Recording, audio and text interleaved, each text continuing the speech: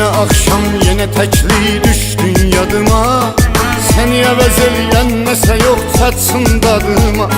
Yine akşam yine tekli düştün yadıma. Seni əvəz eləyən nəsə yox çatsın dadıma. Sensiz kalsam ölərəm demiştim sana.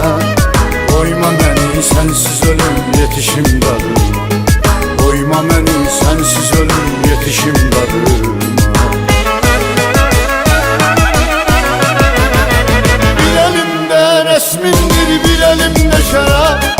Elə bilirəm qapı döyülür kimsə gələn var.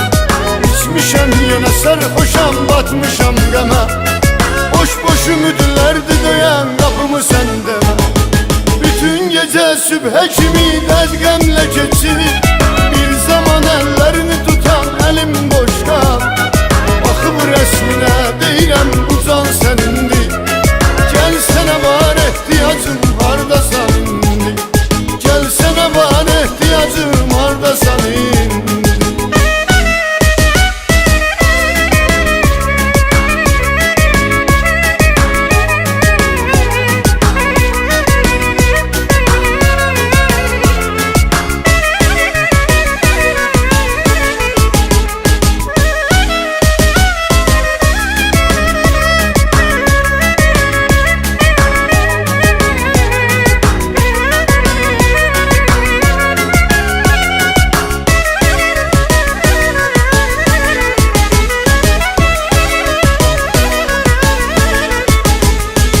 Bir gün hatırlamayım ola bilmez. Can yüreksiz yürekte cansız kalabilmez. Seni bir gün hatırlamayım ola bilmez. Can yüreksiz yürekte cansız kalabilmez.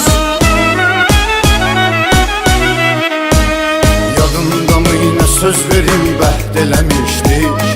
Bizi birbirimizden ölüm heç alabilmez. Bizi birbirimizden ölüm heç alabilmez.